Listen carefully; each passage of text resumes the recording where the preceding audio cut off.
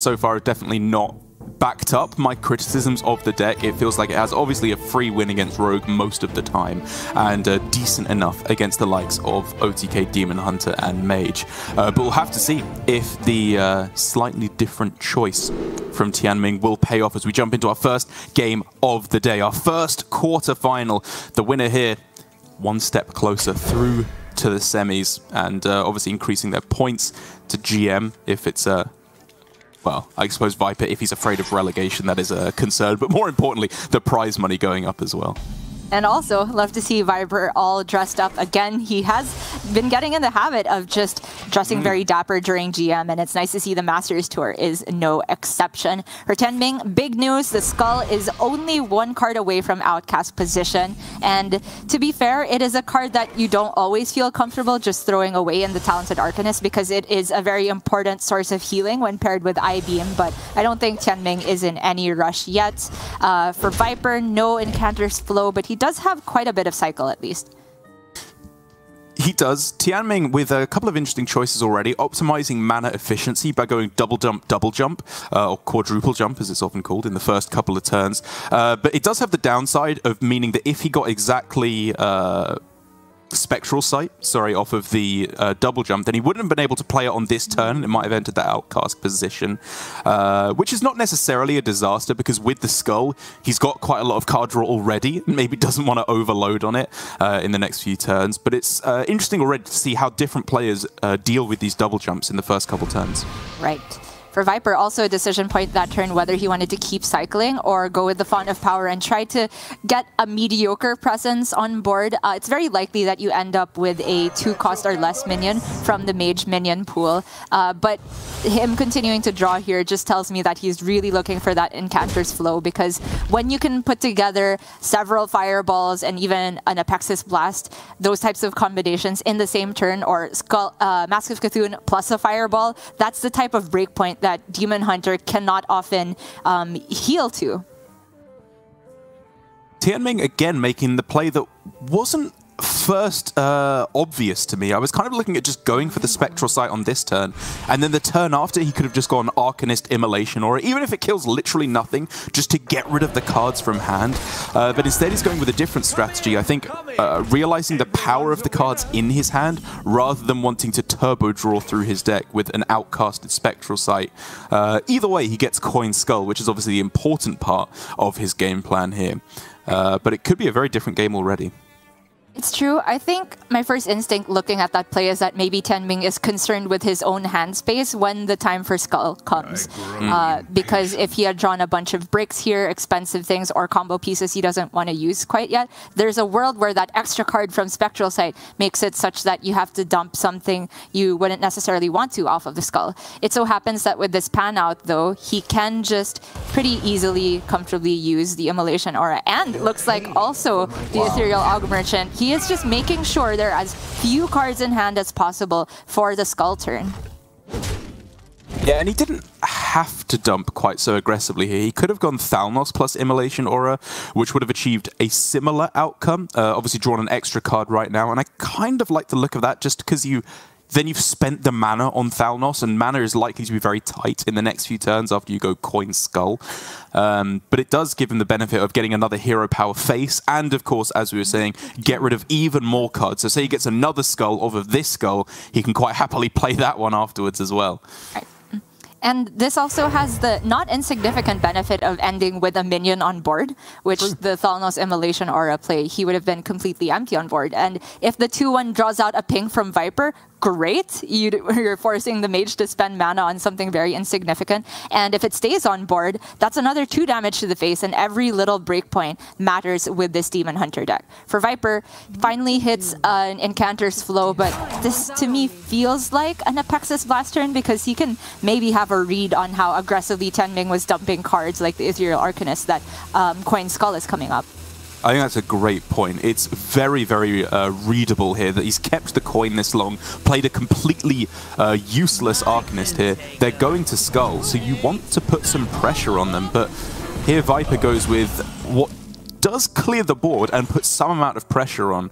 But it's obviously not quite impressive of a 5-drop as you could have got off of the Apexis in the ideal situation. And that is largely because Viper wants to send this Apexis Blast face, but he realizes if there is a 2-drop or the 2-attack minion left on board, perhaps it just takes an I-Beam and a trade to get rid of that 5-drop. So already the difference between having gone for the Thalnos Immolation Aura versus the Ethereal Aug Merchant Immolation Aura play has forced Viper off of Apexis Blast for this turn. And it's these tiny, minute, finicky differences with the Demon Hunter that I will never be able to wrap my head around. And is the kind of thing that even if it wasn't consciously thought of from Tianming, at the very least it's just muscle memory with the deck where you start to realize the subtle changes that can start to optimize your win rate. But now Viper, with the Incantus Flow played, can start to actually dump some of the cards in his hand. Imprisoned Phoenix, I'm looking at pretty heavily here to go with all of this burn in hand for one big burst turn. Definitely like the look of that. Also synergizes pretty well with the Cram Session that Viper has, although he's definitely not looking to play it anytime soon because he's got a lot of, I gotta say, junk in hand. These combustions are doing nothing, so maybe by the time the Phoenix rises, the Cram Session can get some more work done. There is obviously merit for Lab Partner just because it's playable right now. If you wanted to, you could even just go Lab Partner Cram Session immediately or save the Lab Partner to go for Fireball on the turn it's played. It's kind of less power, less immediate spell damage, less spell damage overall, but in exchange for flexibility with just a 0-mana card. Very fair. Also, if he were to take the Phoenix, then it couldn't be played alongside a potential Fireball. But oh my gosh, this deck for Tianming is insane! He can, just dump this Immolation Aura, and it's these kinds of draws that kind of make you okay, Viper's reaction says it all, but it makes you realize why Tianming was so willing to dump cards. Immolation Aura not going to get very much done against Mage. Even the Talented Arcanist, sometimes it clogs up your hand when you have this time that you would rather be spending on drawing cards. And Gia, I know that we have been told off recently for calling games over before they are actually over. But come on, this has to be over now, right? Is there any way that Viper can swing this one back around? I'm not seeing it, even if he generates Counterspell. Like, Tianming, I mean, he just kind of has it, right? Does he need to dump this I-Beam? Currently, he has... let's count it up. With Thalnos and the Moarg and the Fell Scream Blast, just those is not enough, obviously. But the fact that the Il'gynoth costs 1 means that he can also fit an I-Beam, and the philosophy is going to copy that Moarg for 0. It's just everything that you could possibly want in a hand. I'm counting 24 from the Fell Scream. And then the I-Beam on the Lab Partner could just do it. Not that order, though. I-Beam first. Well, with the I-Beam and the Fell Scream, it has to be lethal, right? You just have infinite mana as well. Essentially, the fact that he discounted 3 combo pieces, and one of those is Il'gynoth, which actually gets the maximum discount from Skull, is just completely disgusting. Yeah. So, if we've counted this right, Philosophy for 2 Moargs, Il'gynoth plus Thalnos, that will allow the I-Beam to deal a lot of damage, and then the Fell Scream Blast can deal the additional 24. Yeah, it's like 40 damage on this turn. There's no way the Viper is surviving this. And he knows it was a bit of a rough one. Tianming got the literal perfect hand, but that's what happens. This is why you bring Demon Hunter. Sometimes you have to scrap and piece together a really ragtag win. Sometimes you just get this, and you deal 1 billion damage on turn 7, and there's nothing that your opponent can do. It was a well-played game from Tianming, I think. I had some questions about his early game, but quite clearly, he has proved me wrong with a stunning first effort. Eric, I feel like I have called a bad omen from tweeting this morning about Hunter hands and just going through all the stages of grief. It was exactly that. The Il'gynoth costing 1. Sorry, this was turn 7. I was complaining about dying on turn 8. This was even earlier. Tianming, after having this done to him by Satori, is, I guess, paying it forward to Viper. And even though his skull off the top was the perfect timing and he got pretty much the perfect cards to make it such that Viper didn't really have any counterplay, you were absolutely right to draw attention to how the early game was played, which made it such that he had no trouble whatsoever having the full hand space for the skull.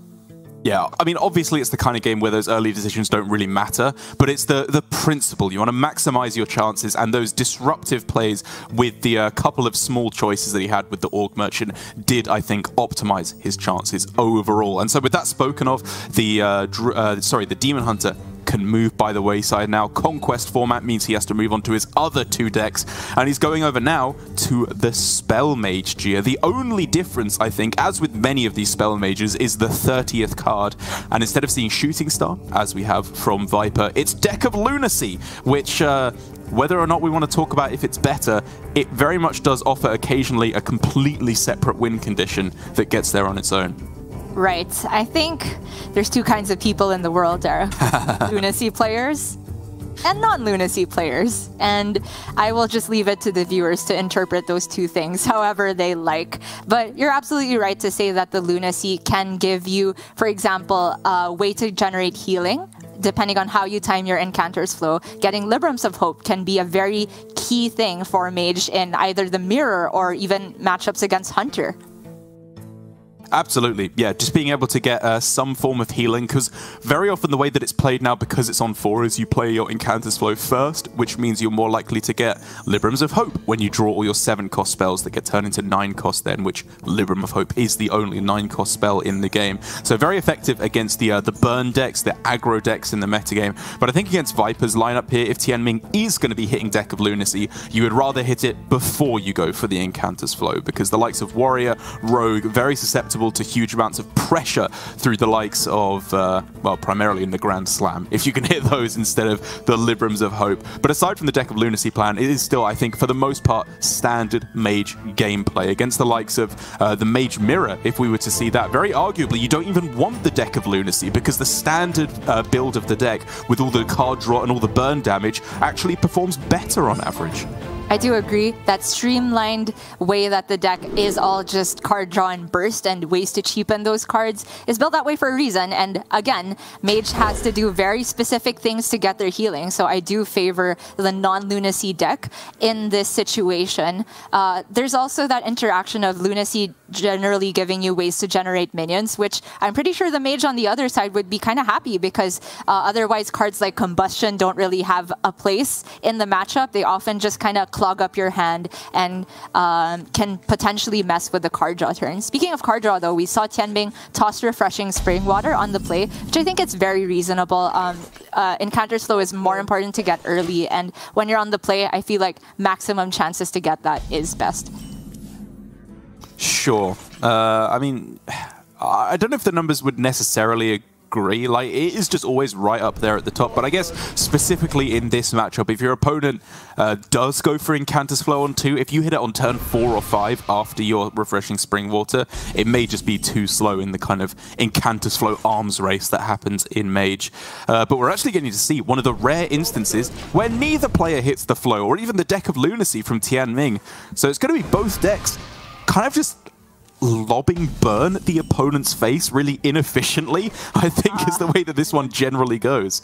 It's peak Hearthstone, Derek. This could be just Fireball Ship at face, but Tianming is going to rein it in a little bit, take the Netherwind Portal, and try to develop some board presence. The double combustions, Brain Freeze, and Devolving Missiles is absolutely the opposite type of hand you want to have in this matchup. And Viper is going to test for the spell first, gets a perfect target for the Apexis Blast. This matchup, when you... Yeah, go ahead. Well, when you don't hit the flow, it feels to me like Victorian bare-knuckled boxing. Like, dodging wasn't really a thing, and you just kind of hit each other in the face over and over again, back and forth, until someone died. Like, the first person to invent dodging, or Incanter's Flow, I guess here, would have been a Maverick at the time. But here, with the Incanter's Flow being found, maybe the game plan can shift somewhat for Tianming if he can hit the card draw. Right, that is the lacking component. And already, I'm looking a bit stupid for saying that the toss on the refreshing spring water is justified in this matchup. But that's not the only source of card draw in the deck. It's the best one, but there's Cram Sessions in here, Arcane Intellect, and all that good stuff. Speaking of, Viper is going to get value off of his own Cram Session, and he finally hits his own flow, so we truly have a game on our hands now, Derek. Oh, we truly have a game on our hands now, Derek. That is a game of Hearthstone. I mean, you have to do it, right? With no card draw in hand. I think even with Encounters Flow being played, are you really looking to likely win the Burn War? Because while Viper has missed the flow for a while, he's hit it now and clearly has drawn a lot more cards than you. Yes. The big concern for Tianming, I still think he's going to end up on the Lunacy, make no mistake, but the concern for playing this is that he had drawn both his combustions, and that 3-mana breakpoint is very important when you're looking for card draw specifically. The 3 cost goes up to 6, and you can hit cards like Can of Gul'dan, like Skull of Gul'dan, like Sprint and Nourish, all of which are card draw, and Tianming now in the 3 cost spot, because he was not originally running Secrets, only has the 2 Arcane Intellects that could turn into that crucial 6 cost breakpoint. Ooh. This is a tough choice, right? Because Rigged Fair Game is like by far the best card out of these. But are you likely to ever not get pinged in the face? And also, do you actually want that much extra card draw? Right. Maybe not. I think Viper, his hand just says burn. It's Fireball, Fireball, Skull of Massive Cthulhu, and then he already has the Spring Water, right? No way to dump the Shooting Stars and the Devolving Missile, so I like the not rigged fair game here. And here it is. Fireball, Mask, Mask. Both players just standing there slapping each other. That's big. Oh, he hit one of the previous AIs. Okay, card draw is huge. Pride's Fury was a whiff, but he is starting the card draw. He gets Libram of Hope. That's a matchup. That one is useless, but I think if you're guaranteed 1 Libram of Hope, it's okay to have a brick draw for the other card. So Viper can obviously test for the counterspell first. He has no immediate draws at lethal though, right? Because even if he hits a Pexis Blast, it's still 1 mana off, but he did just get Mask of Cthulhu off the top. Is there any way that you can make this get there? The font, if it generates spell damage, now you would still be 1 mana off of being able to ping as well. And also, he has to play that to test for counterspell, knows that it is indeed a counterspell. So he's just gonna keep digging here. Looking for Ruined Orb, doesn't hit it, and even off the Arcane Intellect now, it would be 1 mana short. Right. And you can smell that something is about to go wrong if you don't kill your opponent on this turn. Something is about to go wrong, but frankly, Viper can do nothing about it, so I'm all in favor of just playing the Skull pinging face, and if Tianming does not do anything that heals, then Viper wins the next turn, because that would play around counterspell as well. Looks like Viper's going to go Ring Toss instead. Okay, this is very good foresight if he knew that Tianming already had the Libram of Hope in hand. I think this is smart, actually, because with double Devolving Missiles and the Brain Freeze and the Shooting Star in hand, even if there is a big minion played, he'll be able to clear it off with just removal spells and get all of the Mask of Cthulhu damage to still go face. Yeah, it's going to work out pretty great for him here. Tianming testing for counterspell with Pride's Fury first is also very smart. I didn't even know that could go off if you didn't have minions on board, but now I do know. Because he much rather values this ice barrier to give him potential more healing.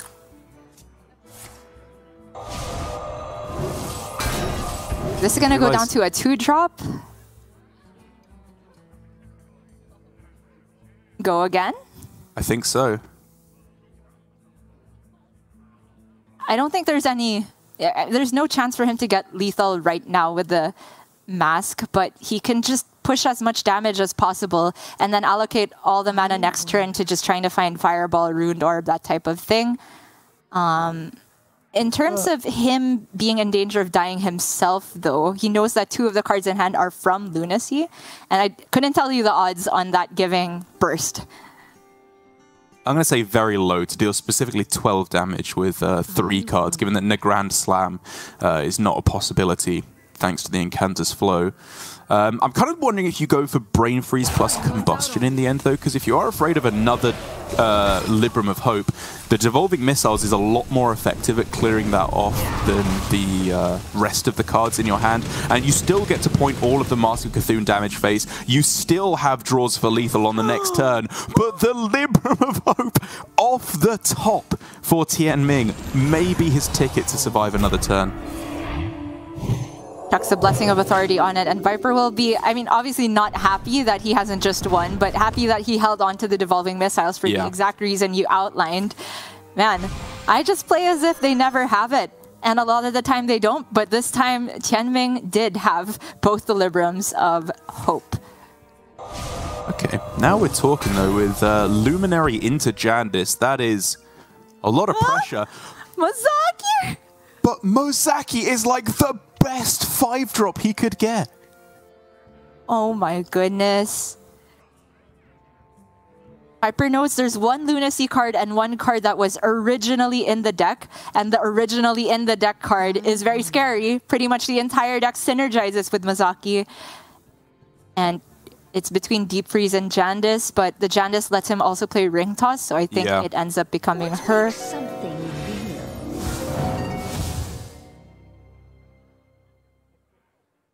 Those are not it.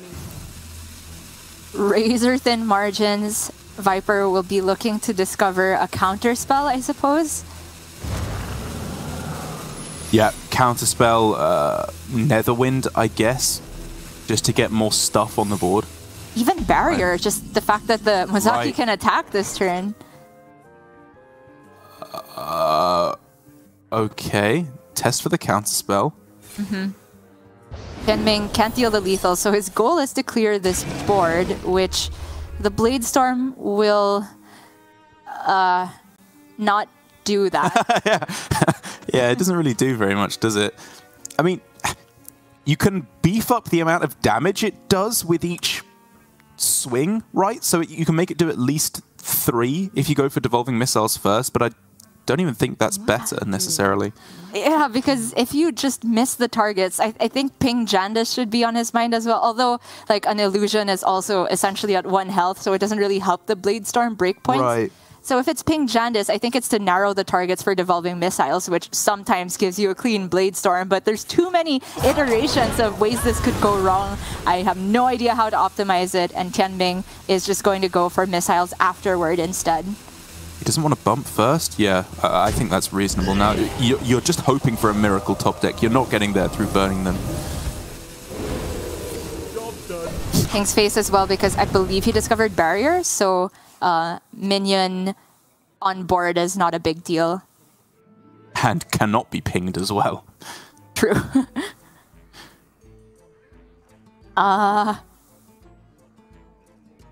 So obviously from where Viper is sat, that could still have been Oasis ally, I believe, considering he hadn't attacked into a minion. So by testing for that first there, I believe he can narrow it down to exactly Ice Barrier now. At which point, yeah, getting the Deep Freeze down with the Arcane Luminary is max pressure. Looks good. Tianming needs a miracle draw.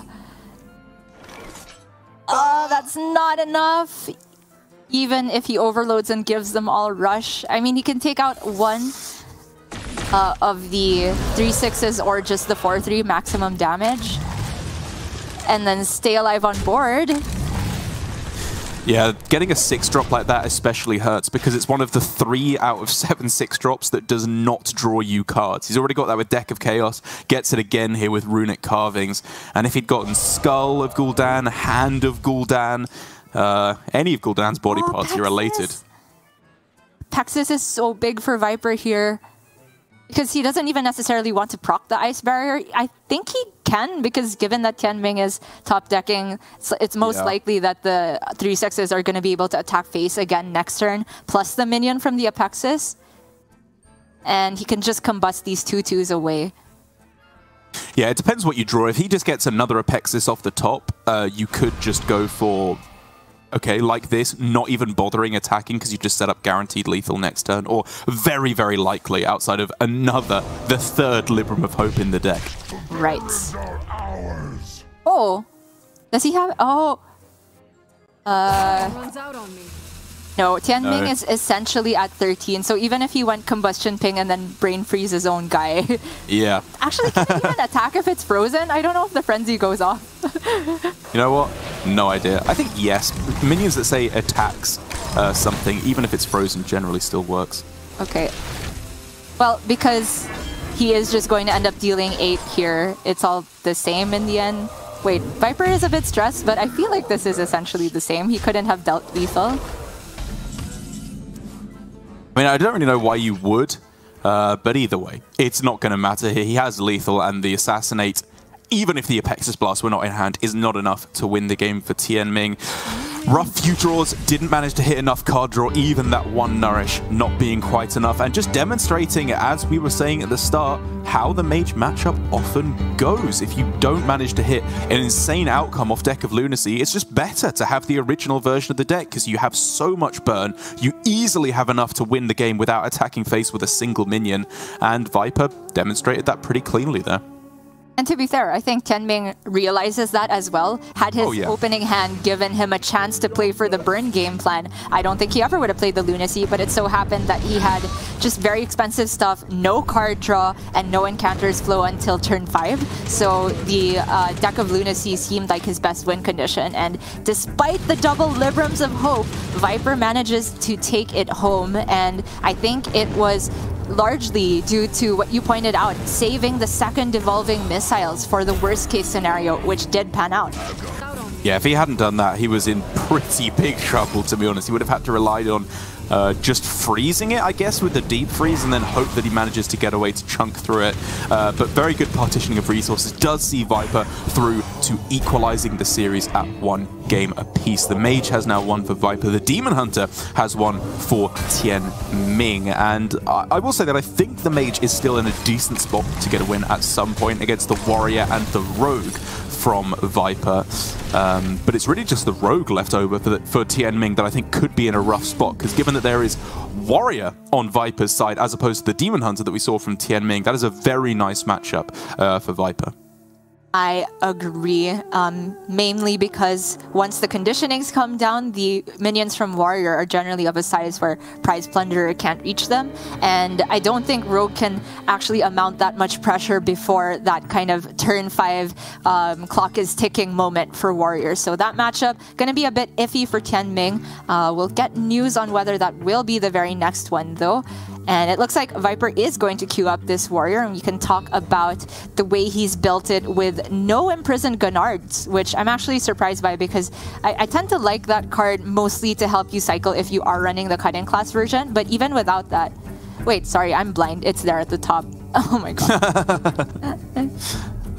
Yes, it is there up at the top. And I think it's probably just the best version of the deck to go for. It's feeling more and more like, if you look at the stats on HS Replay, it favors Ringmaster Watley and it favors Imprisoned Gunarg very heavily in the starting hand. You obviously have to bear in mind that a lot of the other key cards are only good in the early game when they're coupled together. Like Warmaul Challenger is often too low pressure unless you have Rakara to go alongside it. Bumper Car often doesn't do quite enough damage unless you have Parade Leader to buff up the attack on it in the early game. So a lot of the other cards are just kind of coupling effects in order to get maximum pressure in the early game. But for the most part, you are looking to get a decent amount of pressure in the early game, just play out your cards, and then set up for these big swing turns on turn 5 when you're rushing out conditioned minions to truly dominate the board. Yes, I think some Warriors have been experimenting with running Shield of Honor to maybe have an additional way to get more value from the Warmaul Challengers, which, as you said, are not doing very much without the help of Rakara. But the streamlined version from Viper is also running double 10 Thrashers, which I feel is not completely standard. I tend to see just one copy more often than not, but I think that card is very strong against Rogue. It's of a stat line where Rogue has to respect it, because 5 damage clocking in the face is not safe whatsoever, and it can come down pretty early because Imprisoned Gunarg is a demon, you're running the Murlocs, the Bumper Cars, and the Pirates from the Sword Eater. Yes, yeah. It's still a very rough matchup for the Rogue, I will say. You definitely don't want to be facing it on the Warrior side. And like you said, that just makes it even worse for the Rogue. But we are going to be seeing the Mage first against the Warrior. And as I was saying, it really feels like one of the most important matchups in the metagame at the moment. Because for Warrior, they have good matchups against Rogue. They're never facing Priest anyway, because you just ban it out the way. And in your opinion, how does this matchup stack up for the Warrior? Are they able to get enough pressure in the early turns? Are these big buff turns good enough against Mage, or is there lack of armor gain and healing? Does it just make them too susceptible to the burn from Mage? I'm going to give you the cop-out answer and say it all depends on how early the flow is for the Mage.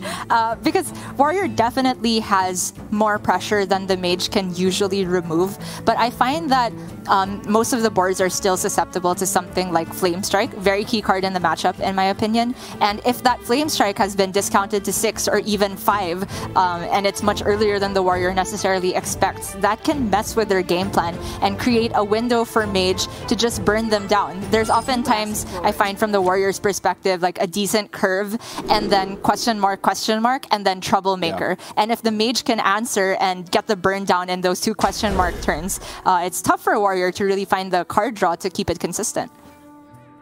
Well, I mean, that hand. Yeah, exactly. As I was saying, Gannarg, Watley, you love both of those cards in the starting hand.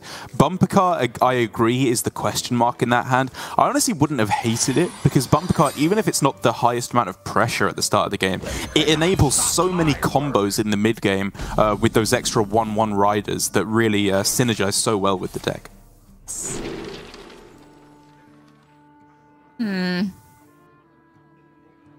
I'm actually quite a fan of Mini Mage in this matchup because, well, the lab partner can obviously come down right now, but the pressure is insignificant. Eventually, Viper will get a weapon and be able to sweep that up, if not just a rush minion. The Imprisoned Phoenix will give him more draws from Cram Session, but just the Mini Mage being there and kind of threatening just as a way to spot remove 1 minion, I feel is very, very useful. No, I agree. I really liked the Mini Mage there because it just curved up very cleanly. I don't think there's any great need to play Cram Session specifically on turn 2. Again, there's basically nothing in the deck that can kill the 1/3 on this turn. Right. But even then, it's still, I think, I would say, a little bit more important to go for the... Oh. Wow, I was going to say the Mini Mage, but now you've got your mana free to just play Incantus Flow instead, so why not? I mean, if he knew he was going to draw that, then it's Mini Mage never, always lab partner, but it is just going to die straight up to the Axe.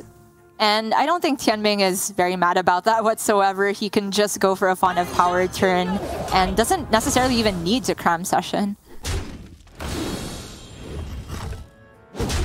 Fitting in the Rakara attack just to give her 1 more attack.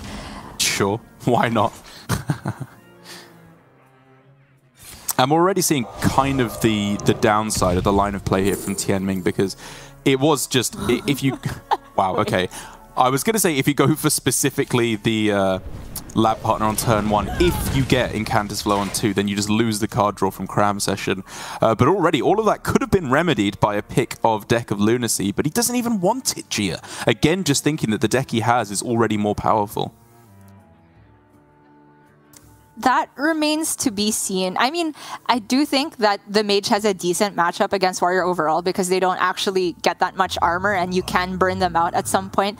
But I kind of think if you are running Lunacy in the deck in the first place, isn't this the prime position to take it when you're not under that much pressure? You have the flow already.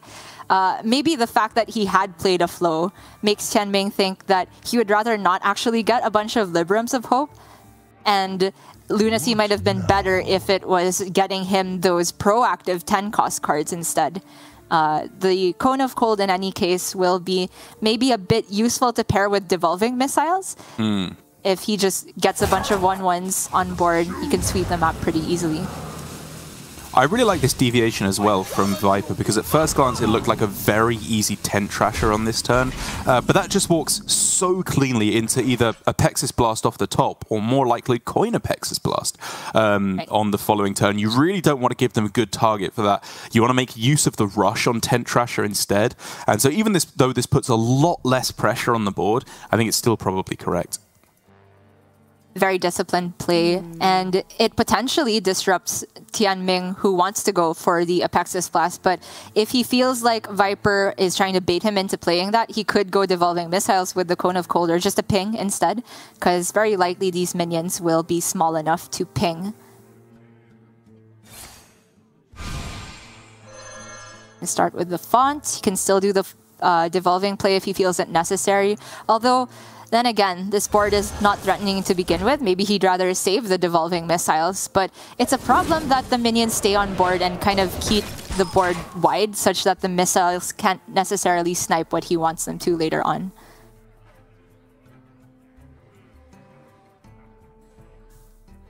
We can go Crab Rider, Tent Thrasher? Yeah, the options open up a lot again here, because while I was saying Tent Thrasher wants to get use out of the rush, and it's not really doing so here, the one that he drew off of the Stage Dive is actually a 7/6 now, and it can come down on the same turn as the Crab Rider. And I think that's definitely worth a deviation away from Ringmaster Watley on turn 5. That's just so powerful, right? Yeah. A lot of stats. It's more than a single Apexis Blast can deal with, and the fact that Viper successfully made the Apexis Blast wait a turn from coming down means that he can kind of cash out on that disruption of Tianming's rhythm. Whoa, big draw though. Very big draw. There's a few ways that he can go about this now, and I'm wondering... Actually, you can get very creative, right? Because the Glacial... can't even remember what the name of that card is, that deals 3 damage. Right, yeah, well, that gets 3 damage to all frozen minions. That's sick with the Cone of Cold, right? Yes, it's also sick with the Brain Freeze. True. There's a lot he can do here if he wants to take a clear turn entirely, although I don't necessarily think the 2 minions on the left are threatening. I'm still kind of interested in just Apexis Blast and then Glacier with the Brain Freeze on the 7/6. And then the 110 and 2/2 can stick around. Oh, I think in that instance, I might actually rather just save the Glacier Racer in hand, because it's so good with Cone of Cold, and you can just leave the Tent Thrasher frozen for a turn. It's true. Very true. Yeah, I like this line a lot. And that would have used the coin as well. So now, if Viper doesn't position in a certain way, the Glacier Racer can be very, very good. And honestly, whatever does happen, I hope it happens fast, because I'm not saying this card's name again for the rest of the series. Well, this could be the Watley turn. Gets him the full 3 draws. Guaranteed to get Alexstrasza for the Dragon by this point, right? That's true. Big deal. Oh, this is going to be the first time I've ever seen Glacier Racer get an actual spell burst activation that's good. It's just a card with a cool animation. 99.9% of the time it goes but does absolutely nothing. But here, finally, it's getting value in a world first. That's pretty cool. Insane. I was talking about how around this time, Mage wants to go for a big Flame Strike, clear the way for their Mask of Cthulhu. This is almost the same thing in that it removes the vast majority of the pressure, but it's not a clean mask just yet, because the Warmaul Challenger is kind of acting as a buffer for that one card. And now all of a sudden for Viper, a very alternate win condition is already starting to open up, because this hand doesn't apply much pressure. The vast majority of the minions have very low attack values. But with double bumper card getting in 4 rushes, ETC and Alexstrasza, that's potentially like 16 burst damage that just comes out of nowhere in 2-turn succession. And so maybe his game plan should just be get all these weapon swings faced, try and set up for that, just to surprise Tianming with a burst lethal. I like the look of that. The only problem is that the bumper cars don't currently have a way of dying to get him the 1/1s with ETC, but I don't think that's a big problem for Viper. He can just cash them in now, and for lack of devolving missiles, they'll eventually die and get the death rattle at some point, and if they don't die, they're going to continue pushing face damage. So 1 bumper car plus a 10th Thrasher feels like a decent amount of pressure. It's a big difference, though. You say, like, assuming there's no devolving missiles, this works well. If there is a devolving missiles, things go very wrong very quickly because it's a premium target in the matchup to get rid of the death rattle on that. It's deceptively powerful. True. Tianming with the Aegwin for extra draws here, and the Ruined Orb is insane. This looks like it is just going to be a clear on the 10th Thrasher into the devolving missiles. I think that is well worth a coin here. But Tianming, well, of course, he doesn't know about the ETC already in hand. He might not necessarily go for it. Man, again, tough choices. I'm kind of looking at Mana Biscuit just because you can try and set up a huge burst turn with Imprisoned Phoenix. You play the Cram Session when it wakes up, and then you fit in all the burst spells on top of that. But instead, he's just taking the curve options, just trying to put more pressure on the board, which obviously is also very valid. I did like the Deep Freeze. I think it fits a bit more with this current game plan. In the end, he didn't go for devolving missiles, which is big win for Viper. He can actually just bump both the bumper cars right now if he wants to get the all the 1/1s in hand. And he's just drawn a Parade Leader, so they can clear the Aegwin. He can even just partially cash in ETC at the moment. Right. That's what I'm looking at here. He gets 5 activations. That's 10 burst damage. So down to 15. Down to 14 with the hit from the Challenger as well, and then a couple of weapon swings and Alex Straza. Obviously, there's a lot that can go wrong in the meantime, but the potential is there. Potential is there, but the big problem with getting all of the cash in from ETC is that the Aegwin does... Wait, can you kill the Aegwin with all of that? Or do you need the Parade Leader? He can, right? He can kill it even without the Parade Leader. So, at that point, the Parade Leader becomes kind of dead in hand, but Viper does have that nice win condition you were talking about. It does get punished by Ice Barrier, I believe. So, looks like he is going to just set up instead. Yeah, I guess guaranteeing yourself the death rattles now is still sets up the same game plan. He gets a little bit less immediate value from the ETC, but he gets the weapon swings rolling, which was a bit of a concern with my game plan. He might not have had turn to play the Sword Eater, and he puts more pressure on the board. Based on Viper's reaction, I think he realized at the end that his combustion positioning was not ideal. Not in hand right now. Yeah, Viper is clearly a bit upset.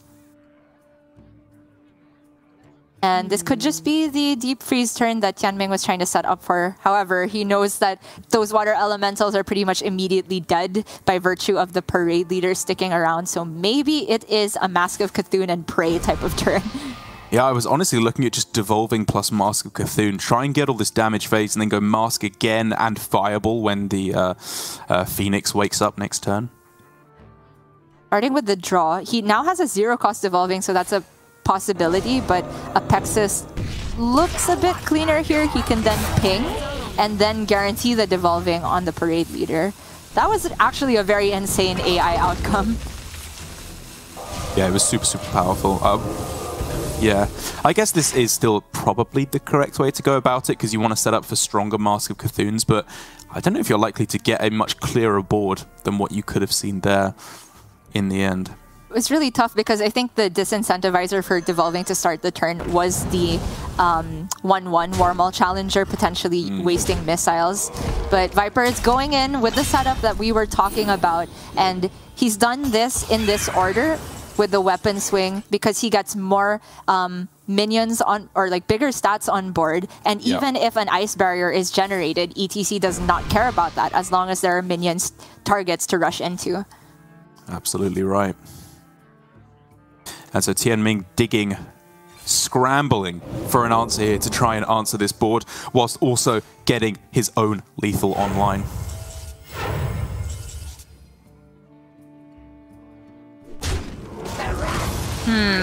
Was there a way to sequence that such that if he had gotten Kargath Prime, you could, like, draw afterward?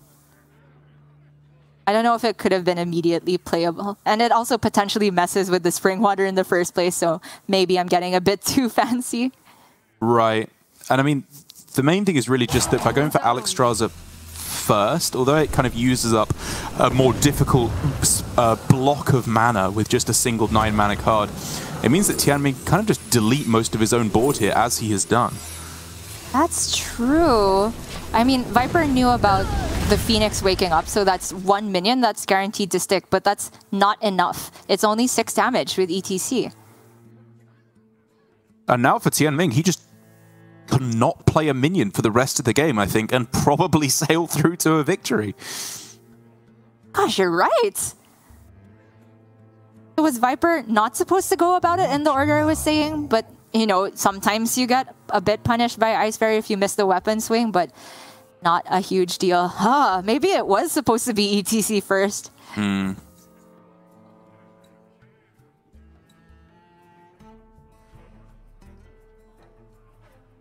So if he thinks that's Ice Barrier now, then there's pretty much no win condition left as far as I see it, because Tianming will just pretty much never play minions. Viper can risk it being a barrier and try to just get the Sword Eater online. Well, his game plan is either try and burst... Well, pray it's not Ice Barrier, as you said. Try and push through the Ice Barrier with all your hits, or hope your opponent plays an extra minion and you draw an extra rush card, and then you just burst them out with ETC. Like, that's clearly part of his game plan, no matter what. But honestly, maybe just hoping for a flub from Tianming where he messes up was the best way to go. I think Tianming knows exactly what's up here. Viper just pushing everything to face with Alexstrasza that one turn. He has a very easy Missiles Mask turn and a setup for his own lethal. Not to mention another proc on Ring Toss if he wants it. I think this is absolutely worth a Brain Freeze, yeah. Yeah, that's just 3 damage to face. Hovering over Flame Strike.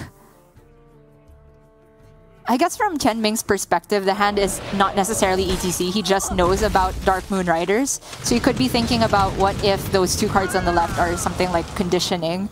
Probably would have come down a bit earlier, but I think if he just analyzes how the past few turns went out, it is more likely to be that Viper was setting up for some type of ETC turn. So just pushing the face damage makes a lot of sense.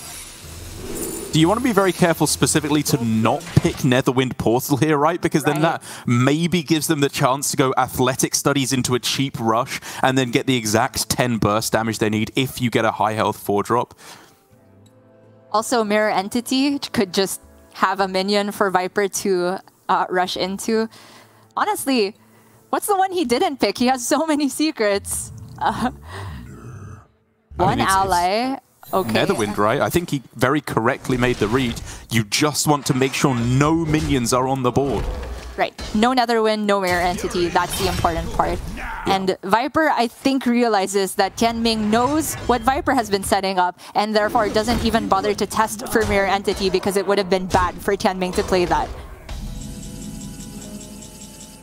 We still have a game? No, we don't have a game. This is very likely lethal. Right? Is it?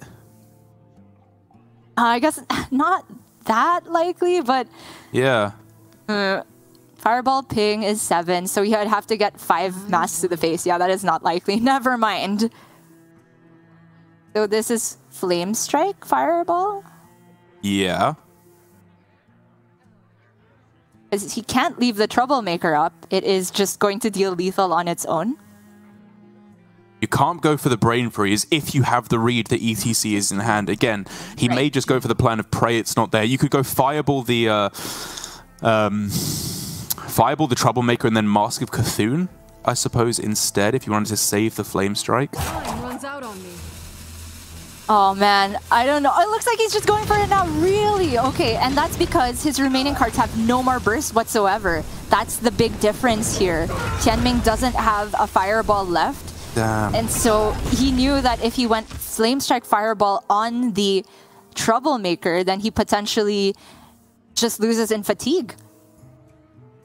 And that is the game plan now for Viper. It's like, just hero power, right? Pass. It's so close. Like, is that really the game plan? Don't you want to force threats every turn? Like, Runthak at least here has to come down, right? Because then, even if they manage to clear it, you've at least then forced them to use more removal. And then maybe later on down the line, after you've seen Flame Strike, he might just play all his Dark Moon Riders and say, you don't have an answer left in your deck. Right, I agree. I mean, this is definitely not Mirror Entity, so there's actually no downside to playing the minion. Plus, he actually just needs another Rush minion to be able to just deal lethal with ETC, because currently it's just 8, given that there's possible Water Elemental targets on the other side. So, I agree. Run Thack Hero Power. Viper taking a look at the deck list. He should know that there is no burn left, and in his perspective, perhaps this generated Deep Freeze is another Mask of Cthulhu, which is the scariest outcome. But even if it's that, you would still rather have the Run Thack on board for more stats. Absolutely. Okay, Fond of Power is Tianming's big hope. Oh, I forgot about the Prime. I just forgot about the Prime. All of the primes. Well, we didn't even know it was prime. Rustwix. We just knew it was Rustwix that had been shuffled in, and he manages to get the Aegwin plus spell damage. This is a +3 spell damage, and it gives another one to add. Oh, he's nearly dead. He is very nearly dead. What's going on? Tianming can also die if he plays the other one if he gets Cram Session, right? This is like a Giga Cram Session. I don't even know. And if he doesn't get the kill, Viper might just be able to win here because of the ETC wait. on the other side. But it's only 4. It's only 4 rushers. Is he one off lethal? Wait, does it fit with Samuro? Oh, it fits with Samuro. He's got the exact lethal here. Oh my gosh, it is exactly enough minions. Sorry. Oh man. Somehow I miscounted the mana on Samuro, but in the most dramatic of fashions, Viper manages to take it against double Solarian Prime. And to be fair to Tianming, I think he probably made the correct call to play out the Solarian Prime there, because I felt like he wasn't winning that game in the long run. He wouldn't have had enough removal to clear off every remaining threat in Viper's deck, because Viper really didn't need much. There was another Troublemaker in the deck. Eventually, he would have just been able to get there. It was a very good effort to try and take the win, but because of Viper saving exactly that combo with ETC, again, I'm not sure that was necessarily even the correct way to go about it, with the Alexstrasza first and then the ETC afterwards, but it was just enough to creep over the finish line because of the Prime summoning enough attack to attack into. That's just the strangest pan out of this matchup I've ever seen. And to be fair, they hardly ever get Envoy Rustwix. Yeah. But from Viper's perspective, that must have been a nail biter. I mean, he was already a bit tilted from just the small things like combustion positioning, and maybe having realized later on that perhaps going about the Alexstrasza order a different way could have given him more percent. But this delicate back and forth of having to clear the Troublemaker because it gave Viper an alternate out for lethal, and then just never being able to play the Deep Freeze that he generated because he had the read on the ETC in hand, led to the most ridiculous of ways to end the game. But I'm just very glad to see that the Primes didn't actually accomplish a come-from-behind win for Tianming, because that's so 2020, Derek. Yeah, imagine. Solarian Prime. Not even a thing anymore. So with that done, that means that Viper is up 2-1. The Warrior out of the way does make things a bit complicated for him, though, because he wasn't able to target the Rogue with it on the other side, but it's still obviously a big deal that he got the win here. His own Rogue, though, could be a bit more of a sticking point, because even though Tianming has lost twice now on his Rogue, I do still believe that even with very good Rogue play, Mage still comes out a slight favorite against the Rogue. Obviously, again, assuming they can hit the right cards at the start, but it's so crucial for Viper to be able to take this win now. Completely agreed on the matchup assessment as well, because Rogue has very few ways of being able to generate healing. Even if they do get an Ice Barrier off their Wand Thief, a lot of the time Mage does not ever attack with minions to their face. They can get there through incremental chip damage. That's why we see mages in this matchup just shipping Ruined Orbs to the face as early as turn 2. The damage permanence is real. And here it is, the build that has been opted for by Viper. Very close to what I've been playing on ladder myself. I'm a big fan of the combo of Foxy Fraud and Vanessa Van Cleef. I think that Vanessa was really the missing link to allow you to play and to allow you to keep, most importantly, Foxy Fraud in your starting hand. Because with just Swindle and Wand Thieves, it felt like a little bit dubious as to whether or not it would get enough consistency in the early game. But now with Vanessa as well, even if you don't copy anything with the Vanessa Battlecry, just being able to play a 3-2 and a 2-3 on turn 2 is a lot of tempo. And in many matchups at the moment against the likes of Mage, even in the Rogue Mirror, getting a lot of stats down at the start can be a real boon to your win condition when you follow up with Burst. Completely agreed. The Vanessa in other lists has been cut for things like Orgrimmar or even Broomstick with the Scorpid. That combination I'm also a fan of, but definitely not in the Mage matchup. The Broomstick Scorpid helps against Paladin, even Warrior, and most importantly, the Rogue Mirror. But I think Viper will be very happy that he landed on this list for this particular situation. He also has a one Penflinger in there for a little bit more flexibility. But we are going to see the Rogue Mirror first, and it really is that only one card difference of Penflinger versus second Og Merchant for Tianming.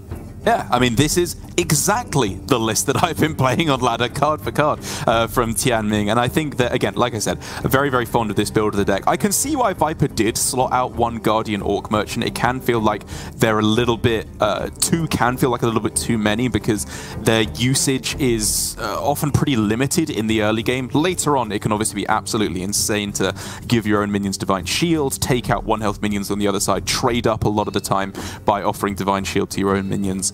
But I think, having said that, it will still be an incredibly close matchup and really test their skills, because this matchup has a lot of different parts of it, a very discrete early, middle, and late game, and you're trying to do very different things in those different stages. Like turns 1 through 4, it's just max pressure on the board at all costs, trying to get some early chip damage in. But then when you get into the mid and late stages of the game, where you're drawing with your field contact, dealing burst damage with Alexstrasza and Tenwu, how you use your Shadow Steps, how you use your Octobots to reduce tempo cards or combo cards. There's so many different tricks that you can pull off in this matchup, and I think very often the better players do come out on top. Definitely a lot of iterations as to the ways the matchup can pan out. I definitely think Octobot early is more important than Octobot for usage a bit later on, though. But it depends, because your hand doesn't necessarily support Octobot if you don't hit like a Jandice to come down early alongside it, or most importantly, field contact from the discounts. It sometimes just means that you're playing a lot of tempo early, but it can fizzle out if you don't have the card draw to support.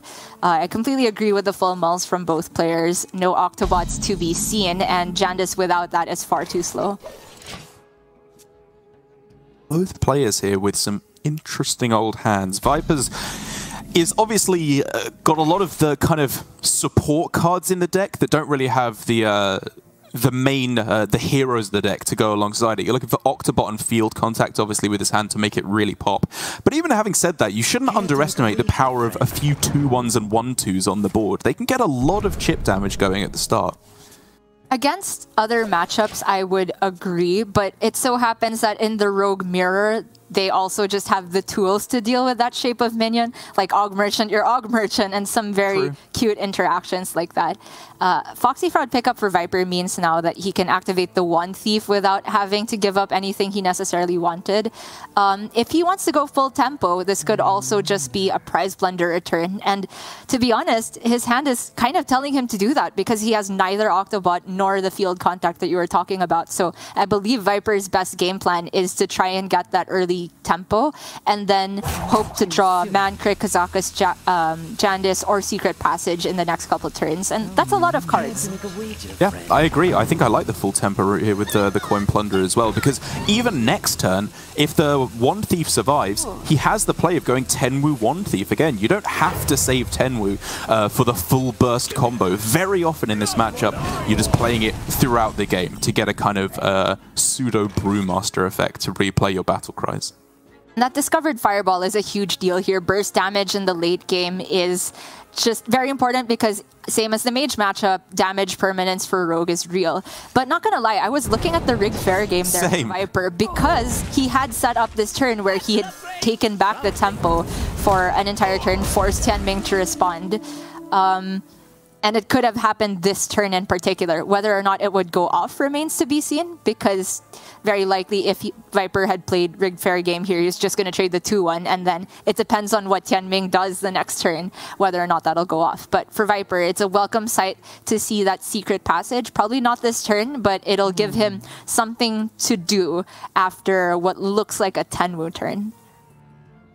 And I think it's actually very interesting the pick there, because I was definitely alongside you with the rigged fair game at first, but when you look at the way it pans out here, I think it was actually very likely that Viper was behind on board if he just spent 3 mana playing a secret on this turn, because if your opponent just plays Mankrik, for example, as the most obvious turn 3 play, you're already just behind on board. They can happily dagger your face next turn and deny the card draw for a turn.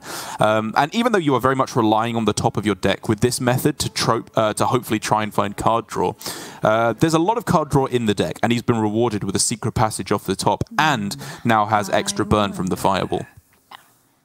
Speaking of secret passage, Tianming could go digging himself for something of a little bit more substance than what looks like just Wicked Stab Dagger. Okay, being patient with secret passage, of course, every single extra mana you have to work with can make a big difference off of that, because you generally want to use secret passage to keep drawing and then get those cards you got off of, say, Swindle from secret passage to stay in your original hand.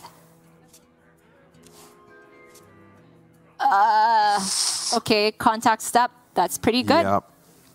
They kind of got bailed out at the end there, because otherwise this hand was way too low value. And even though this is obviously very slow, I think that's okay, because you don't just want to drip feed your threats onto the board in the matchup. As you said, Rogue can deal with individual minions very easily. You want to get these explosive turns in the mid game that Viper is kind of setting up to do now.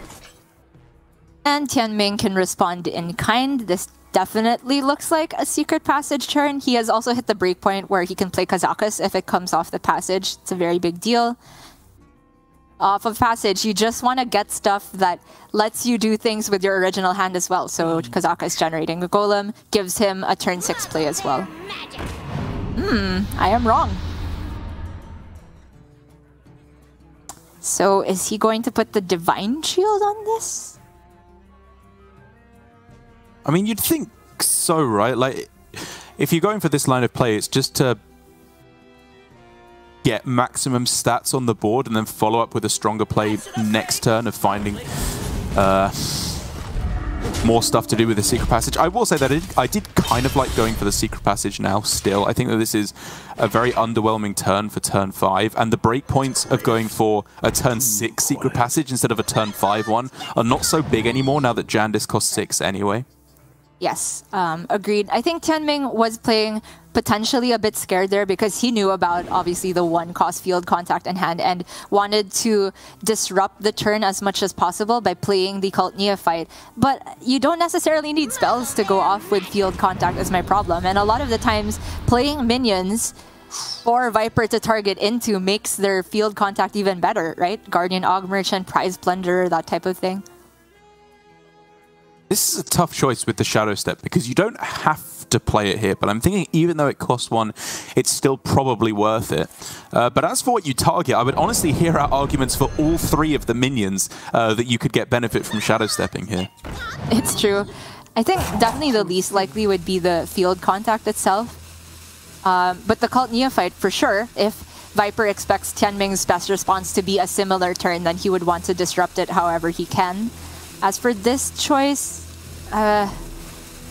Oasis seems extremely slow, but can be very impactful in the matchup. But I think Viper should be preparing for being behind on board after this turn. So I do like the Primordial Studies instead. And now for Tianming, it's an absolute must-kill on that opposing Cult Neophyte, just so there's no way that it can be stepped again, because even if he's not going for Secret Passage this turn, it's probably just going to be Froxy Fraud, Brain Freeze, and another setup turn. He has to make sure that the Secret Passage is playable next turn, or he will be falling way too behind. Honestly, for Tianming, I was still looking at Passage this turn, even if it was at 2 mana. Really? Because he is still floating so much mana this turn. Like, he could have cleared the two minions, the two threatening minions on Viper's side just by trading. And if had Secret Passage hit either Mankrik or Kazakus or even like another Foxy Fraud, I feel that would be the average outcome of Secret Passage next turn as well anyway. Yeah, maybe. It's just, it becomes so hard to play out your hand. Like, if you get Field Contact and Shadow Step and Brain Freeze, you can't play a bunch of those cards because they're just too expensive in the end. And I think to really have a chance back in here, he needs to have a Field Contact turn off of this Secret Passage. There, I might be in desperation mode from Tianming's perspective because he is just so far behind on resources. Viper, like, Steward of Scrolls gives him the most value, but I feel like value is not his problem at the moment. He has the Kazakus, so either Thalnos or Cobalt Geomancer, cheap way to activate the Shooting Star, looks very nice. Probably just the Thalnos because it gives him draw as well. Yeah, you can really just never have too much draw in Rogue, is something I've realized. Even if you have Contact or Secret Passage in hand, you always just want to turbo down to the bottom of your deck. And he could take this turn to go alongside the Shooting Star, I believe, at least one of the efficient Octobots. And, like, it's still kind of hard for Tianming to deal with that in one shot, even going out to turn 7, because they don't want to be sending Wicked Stabs into an efficient Octobot. You want to save that for Burst to close out the game and threaten Viper at all points. Okay. Well, by waiting this long, he's given himself a Jandice breakpoint. Oh, Kazakus. I mean, it has to be Kazakus on this turn, otherwise you're just not going to have anywhere near enough value on the following turns. Probably for a 5 cost as well to just play next turn. And then you cry because Viper's going to get his activation on the Kazakus. Stealth? Might be a bad enough spot where he goes lifesteal even. Not sure. I think because he has Shadow Step in hand, it might be worth going for Stealth just to guarantee yourself the ability to replay whatever ability you get the turn after. True. And then probably the draw because his hand was just Shadow Step before this. Yeah. And then he can give himself an Octobot. Vanessa, or just go Neophyte to disrupt, sure. I guess Octobot is really not doing much because he has so few cards in the original hand. And it looks like, if I can read those couple of pixels peeking over the edge there, that he went for Summon a Copy in addition to Stealth, which is potentially 15 attack that he can just push onto the board next turn that is Viper will be unable to interact with, which is a very big deal. In addition to Alex Straza after that, it's not lethal, but it's getting a lot closer if you just push all of that face. 2 dagger swings plus that board and Alex. I mean, in the off chance that Tianming survives with all that setup without interacting with board, which I don't think he will. But I definitely agree, having looked at it again, that my thinking of trying to hit exactly lifesteal and shoot just to come back on board probably doesn't even win him the resource game in the long run. It's quiet. Oh, Field Contact and some more fireworks. Yeah, the question there was really just whether you wanted to go for Octobot and prize plunder your own Octobot first, which obviously lowers your ability to answer the board, but would have given you increased ability to dump your hand with the Field Contact. I think this is probably just better though.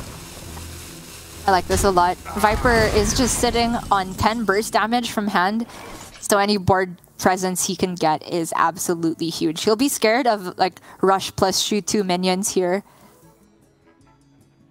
But the Cult Neophyte is actually super clutch to shut down the game plan you're talking about of just putting 15 power on board. So it is going to be Jandice instead. Okay. That's pretty good. And he has to kill the Field Contact despite it being a bit awkward. I just don't think pretty good is good enough, Derek. Can step the Jandice and then go Golem plus Jandice next turn. It's a huge amount of pressure, but Like you said, this is where Rogue starts to shine. If they have a little bit of board control, they can easily delete any minions that are going to be played on the other side and then just levy all of their minions and burn damage at the face. There's just another Octobot activation. This could be Kazakus for the 5 cost that can come down immediately this turn with the Wand Thief and the Foxy Fraud and the Swindle. Just gonna see what golem he gets. Looking for buffs here, I'd have to assume. Spell damage? He has a yeah, spell damage. It's kind of tempting. Then you can go Foxy Fraud Dig, yeah, with Swindle. Care to make a wager, friend? He's cheated so much mana this game. That Vanessa was pretty spicy as well with Shadow Step. You could do the infinite Vanessa chain if you wanted to, but didn't achieve anything, but it's something to think of. I don't think Viper should even take time thinking about these. Just get the golem down and go. Yeah, I imagine in the end he probably did just go for maximum stats on the board, even if with 2 Wicked Stabs and a Fireball plus spell damage would have been pretty hilarious. It's just about threatening lethal next turn, and this needs to be a miracle off of the Jandis. And while it's very good, well-statted minions, these are all just uninteractive. The Stealth Golem, again, doesn't kill anything in play. It's too slow. Gets a nice taunt off the Death Rattle of this minion, but I don't think that is going to be enough. Fireball, Wicked Stab is 14 in hand, so he only needs 9 to go to the face, and I believe that is exact without counting the dagger. Yeah, I mean, I was honestly looking at backup plans already with how he could have gone for Vanessa plus his own stealth golems on the other side. But Viper instantly sees it here, points it all at the face, and he has done it, Gia. While my heart goes out to Tianming, he gave it a very, very valiant effort. Loved the way he played those first couple of games. But Viper, in the end, does come out the victor. Take your sip of water, my friend. You've earned it. You're going through to the semi-finals. Very impressively done from Viper, taking down a player who won 8-1 in the Swiss. Tianming did. Just very, very good showing as well from one of our 3 Chinese competitors in the top 8. In particular, I really like Tianming's piloting of the Demon Hunter. Yes, he did get a very fortunate outcome, but the decisions in the early game, I just felt that I learned so much watching that, and maybe got a bit of an inkling of why Demon Hunter may be more popular in the Chinese region compared to the rest of the world. Maybe they're just playing it on a whole different level. Maybe they're better at drawing Skull on 6 after going Skull on 5. Who knows?